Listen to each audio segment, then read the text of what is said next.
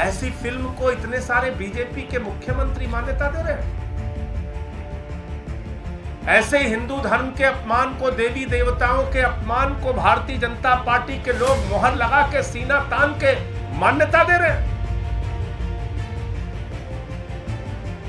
पूरे देश से जेपी नड्डा जी को, नरेंद्र मोदी जी को और भाजपा के इन तमाम नेताओं को माफी मांगनी चाहिए।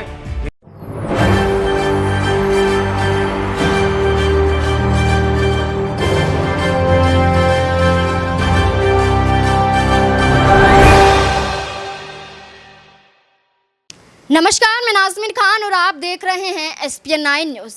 जब भी कोई फिल्म रिलीज होती है तो उस फिल्म पर विवाद ज़रूर छिड़ जाता है। जब कोई फिल्म हिंदू मुस्लिम से जुड़ी होती है तो यहाँ पर विवाद खड़े करने के लिए पार्टियाँ उतर आती हैं। जब कोई फिल्म यहाँ पर मुस्लिम समुदाय पर टारगेट करना होता है तो यहाँ पर भारतीय जनता पार्टी उस फिल्म को अपने राज्य में टैक्स फ्री कर देती है। लेकिन जब ही उस फिल्म को लेकर सवालिया निशान उन पर खड़े किए जाते हैं तो वहाँ पर चुप्पी साध लेते हैं या फिर उस फिल्म को प्रमोट करने लगते हैं।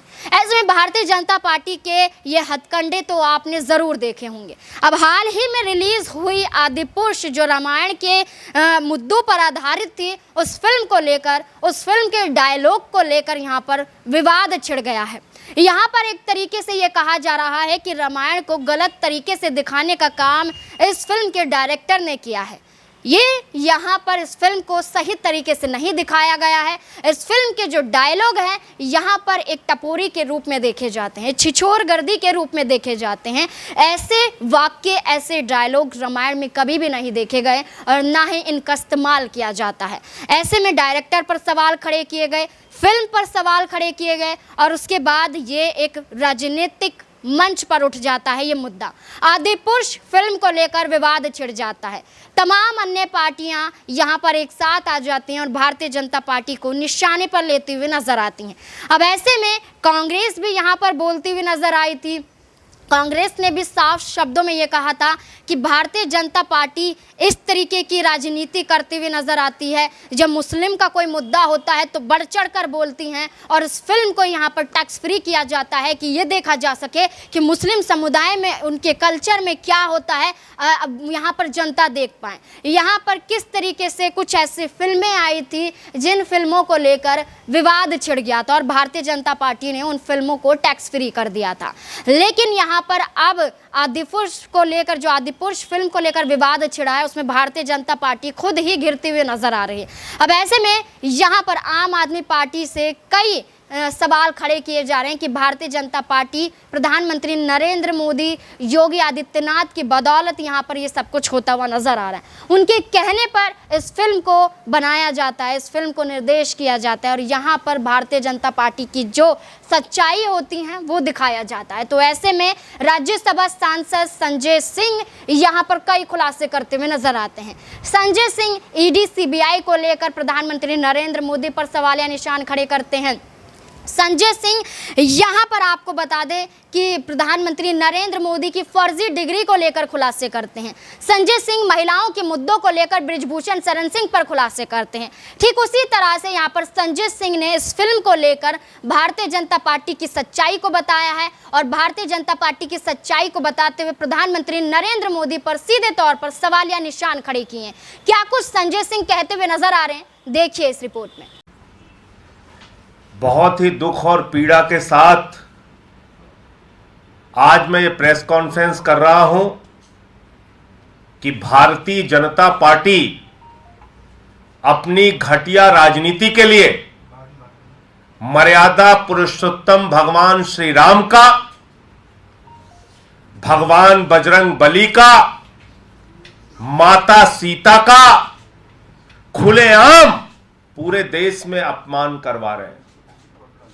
और इस अपमान के भागीदार अगर कोई है तो भारतीय जनता पार्टी के नेता हैं। मर्यादा पुरुषोत्तम भगवान श्री राम, माता सीता, भगवान बजरंग बली, जिसका नाम लेते ही हर हिंदू का सर झुक जाता है, जिसका नाम लेते ही आदर भाव से हर हिंदू का सर नतमस्तक हो जाता है। ऐसे भगवान श्री राम का, माता सीता का, भगवान बजरंगबली का अपमान एक फिल्म बनवाकर भारतीय जनता पार्टी के लोगों ने किया। और फिर से एक बार साबित किया बीजेपी वालों ने कि दरअसल भारतीय जनता पार्टी लुच्चों, लफंगों और सड़क छाप लोगों की पार्टी है। और यह बात मैं क्यों कह रहा हूं, यह आप देखिए, इन लोगों के आशीर्वाद से एक फिल्म बनी है, आदि पुरुष। यह किसके आशीर्वाद से बनी है? यह बनी है योगी आदित्यनाथ जी के आशीर्वाद से, यह बनी है शिवराज सिंह जी के आशीर्वाद से, एकनाथ शिंदे जी के आशीर्वाद से, देवेंद्र फडणवीस जी के आशीर्वाद से, मनोहर लाल खट्टर जी के आशीर्वाद से, हेमंत विश्व शर्मा जी के आशीर्वाद से, पुष्कर सिंह धामी जी के आशीर्वाद से, नरोत्तम मिश्रा जी के आशीर्वाद से। इतने सारे भारतीय जनता पार्टी के मुख्यमंत्री और तमाम इसके नेताओं ने भगवान श्री राम का, मर्यादा पुरुषोत्तम भगवान श्री राम का अपमान इस फिल्म के माध्यम से करवाया है। पूरे हिंदू समाज से, पूरे हिंदुस्तान से भारतीय जनता पार्टी के नेताओं को हाथ जोड़कर माफी मांगनी चाहिए।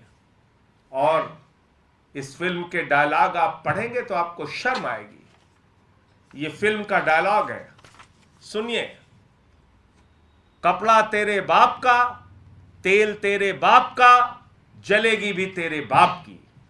तेरी बुआ का बगीचा है क्या जो हवा खाने चला आया? जो हमारी बहनों को हाथ लगाएंगे उनकी लंका लगा देंगे। आप अपने काल के लिए कालीन बिछा रहे हैं।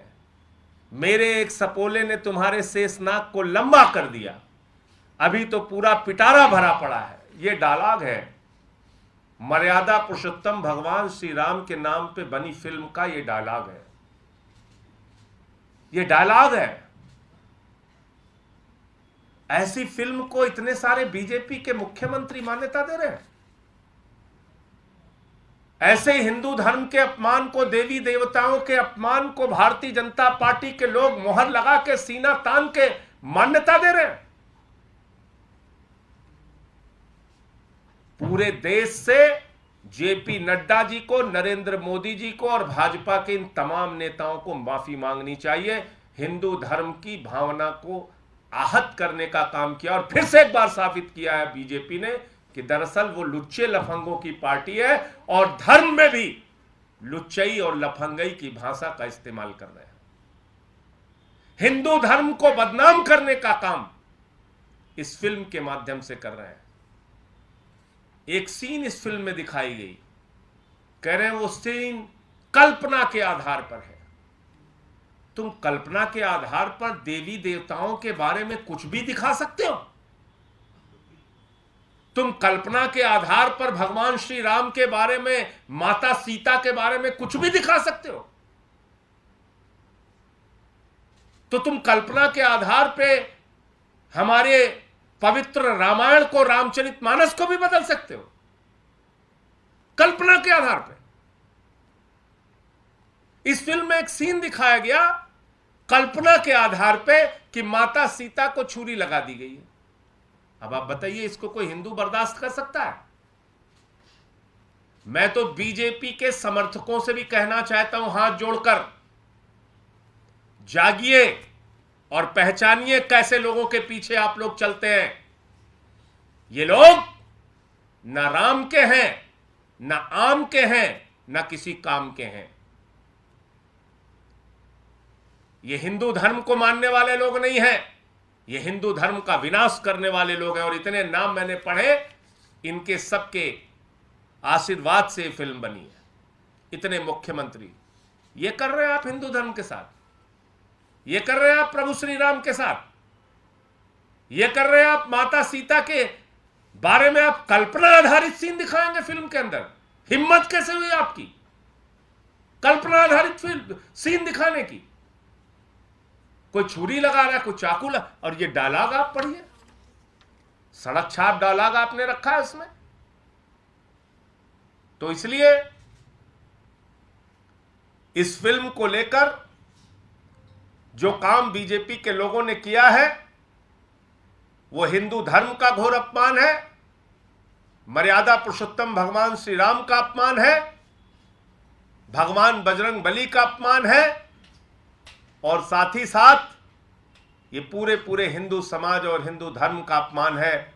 इसके लिए प्रधानमंत्री नरेंद्र मोदी को, जेपी नड्डा जी को और इन तमाम नेताओं को देश की जनता से माफी मांगनी चाहिए। मुझे यही बात कहनी थी। आपका कोई प्रश्न हो तो आप पूछ सकते हैं।